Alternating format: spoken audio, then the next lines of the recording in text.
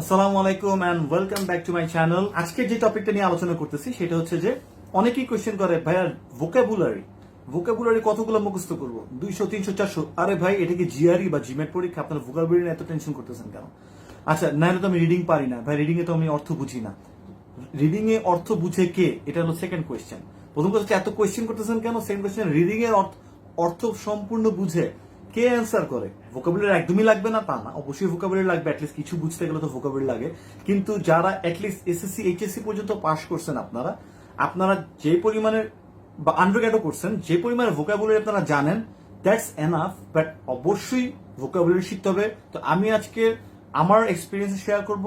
আপনারা অনেকেই জানেন যে আমি জিমেটের প্রিপারেশন নিয়েছিলাম, আর এটার সাথে সাথে যে বাস্তবিক কিছু চিত্র আমি তুলে ধরার চেষ্টা করবো, যে আমাদের ভোকাবুলারি কি লাগে বা লাগে না, বা লাগলেও কতটুকু লাগে। সো এর আগে একটা ভিডিও আপনারা যদি না দেখে থাকেন, আমি কিন্তু এর আগে 2টা ভিডিও বানাইছি এরকম রিডিং এ, যে প্যাসেজ আগে পড়বো নাকি কোশ্চেন আগে পড়বো। আর সেকেন্ড যেটা বানাইছি সেটা হচ্ছে যে, মানে বানাইছি যেহেতু ভিডিওটা আমি ছাড়ছি, সেটা হচ্ছে যে আমাদের ক্যাঙ্গারু স্টাইল রিডিং। আর এখন আমাদের যে ভিডিওটা, এটা হচ্ছে আপনারা টাইটেল থেকে বুঝতে পারতেছেন যে ভোকাবুলারি কতটুকু দরকার আমাদের জন্য।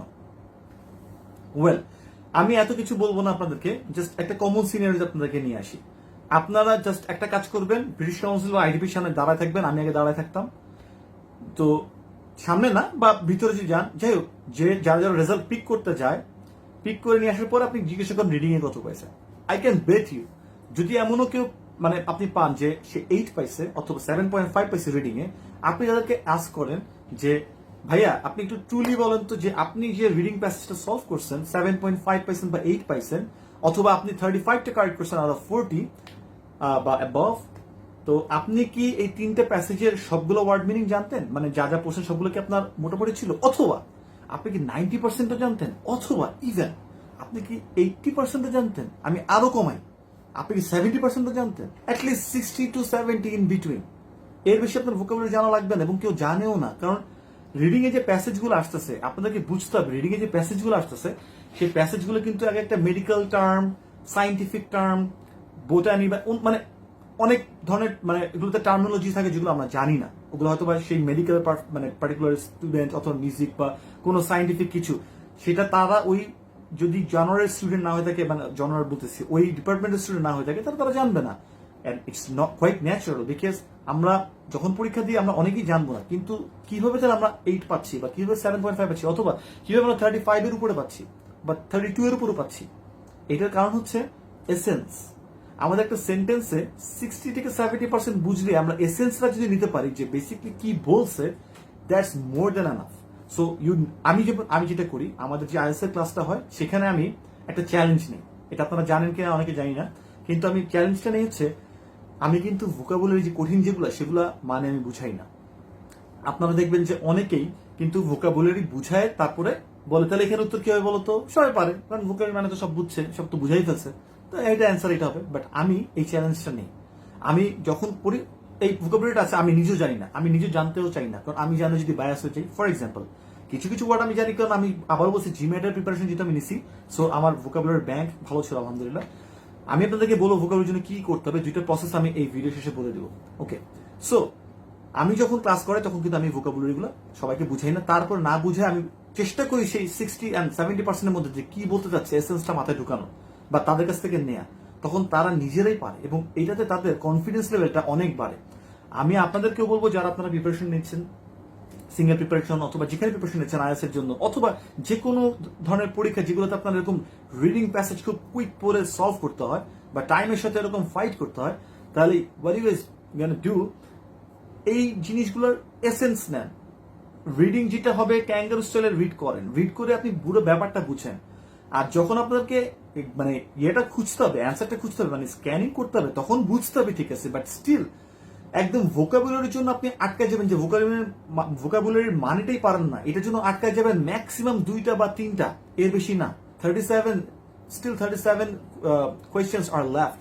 সো এই জায়গাটাতে আমাদেরকে মাথায় রাখতে হবে যে মানে প্যানিক করা যাবে না যে ভোকাবুলারির জন্য আমি কিছু করতে পারি না। আমি এই ভিডিওটা তৈরি করার একটাই কারণ, যে আপনাদের ভিতরে জানি কনফিডেন্স লেভেলটা গ্রো করে, যে এটা এটা আরেকটা সম্ভব না। আপনি সব পৃথিবীর সব ভোকাবুলারিকে মুখস্থ করে আপনি পরীক্ষা দিতে যাবেন নাকি আইএলটিএস? মানে এর বাইরে কেউ কি যায় নাকি? কিন্তু না পারলে যে আমি পারবো না তা না, পারবো অবশ্যই। আপনি আগে পরে সবকিছু বুঝে 70% ম্যানেজ যদি বুঝতে পারেন, আপনি দেখবেন সেন্টেন্সটা কি বলতে চাচ্ছে, লেখক কি বলতে চাচ্ছে, সেই জিনিসটা আপনি কিন্তু ধরে ফেলতে পারছেন। এবং তখন আপনারা যদি এই জিনিসটাকে অ্যাপ্লাই করেন, it's gonna be good for you guys. So don't worry about the vocabularies. 60-70% just ওই যে আমি বললাম ক্যাঙ্গারু স্টাইল রিডিং, আপনারা না হলে ভিডিওটা দেখেন, সেই রিডিং করে আলটিমেটলি আপনারা 60-70% এসেন্স নিতে পারলেই আলটিমেটলি আপনারা দেখবেন যে সবকিছু সলভ করতে পারতেছেন। এক একটার জন্য এক একটা টিপস বা ট্রিক্স থাকে, but first of all you have to have comprehensive ability. আমি একটা ভিডিও করবো what is comprehensive ability, what is analytical ability, আর একটা ভিডিওতে।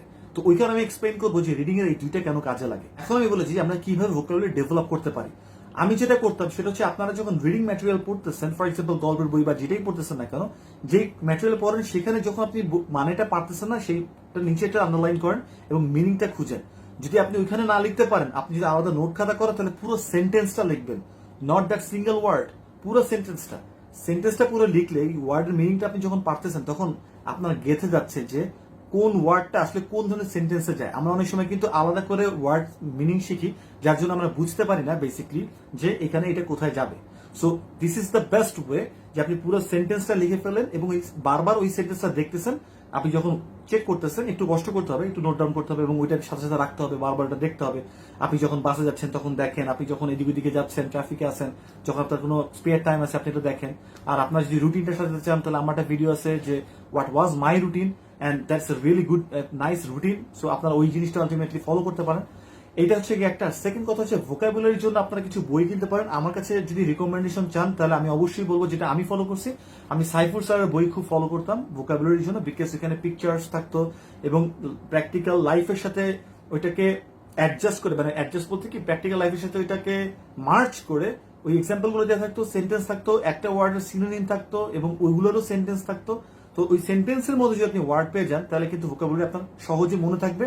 এবং আপনি যখন কথা বলবেন, আমার মতো অভিজ্ঞতা হবে না। আমার একটা অভিজ্ঞতা আমি আগেও শেয়ার করছি যে এক্সামিনার আমাকে এক্সাম শেষে, স্পিকিং এক্সামিনার, তিনি আমাকে বলছেন যে তুমি এই বিকলিক ওয়ার্ডটা এখানে কেন ইউজ করছো।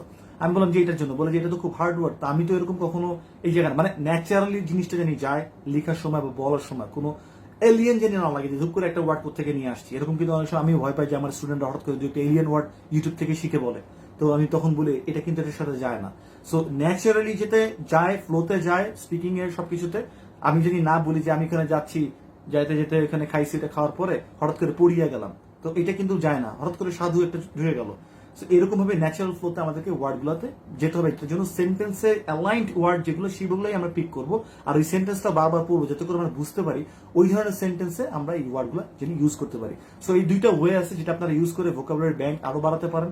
প্লাস আপনারা যেখানে ডানে বামে দেখেন কারো কাছ থেকে সুন্দর, সেগুলো চেষ্টা করুন, but make sure you write a sentence and then you put the word in the middle of the sentence or somewhere, so that you can remember that for long. Okay, so এই ছিল আজকের আমাদের ভিডিওর জন্য যে vocabulary নিয়ে টেনশনের কিছু নাই। এই ভিডিওটা অবশ্যই দেখবেন যে ডেভেলপমেন্ট প্র্যাকটিস কি এবং আপনাদের এক্সাম প্র্যাকটিস কি। সো ওইটা দেখার আমন্ত্রণ রইল। Keep watching the videos. যদি সাবস্ক্রাইব না করে থাকেন, for the next videos subscribe the channel, and যারা সাবস্ক্রাইব করছেন thanks for your support, and এই তো keep watching and best wishes for your desired score. আল্লাহ হাফেজ, সালামু আলাইকুম।